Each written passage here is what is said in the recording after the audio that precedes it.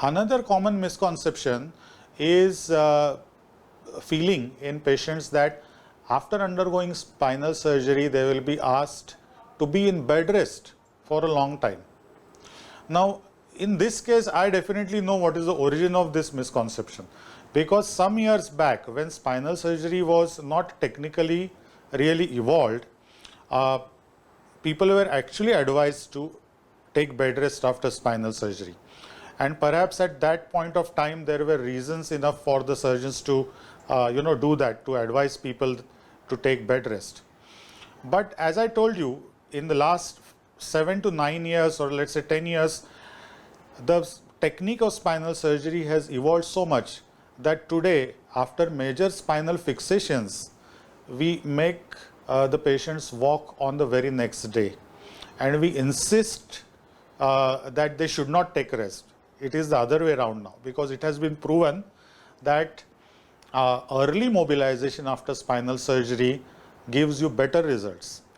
Early mobilization, joining work early, allowing these patients to travel early and to engage in normal life activities is the key to success to spinal surgery. Of course, there are some spinal surgeries very small in number, which definitely require rest after surgery. For example, when we operate on a spinal problem due to tuberculosis and the spine has become very weak because of infection, in that case, even if we perform decompression and good fixation, we have to request patients to be in bed rest for some time. So, but these are exceptions. These are not the rules. These are exceptions.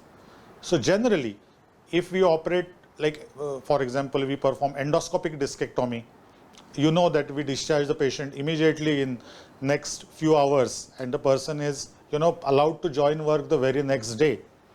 Microscopic discectomy, also 1 hour day here and there, they are allowed to join the work. Discectomy with fixation of spine, when it is needed, indicated in that particular case, people can join work within 5 to 6 days or 10 days at most.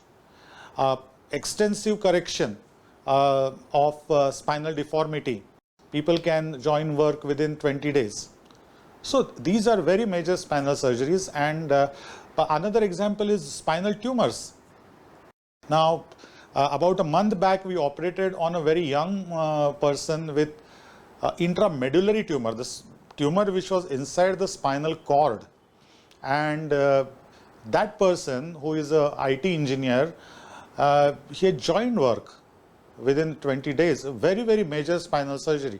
So, the way we look at spinal surgery has to change because of the changing circumstances. Otherwise, we will never be able to avoid problems which these pathologies create.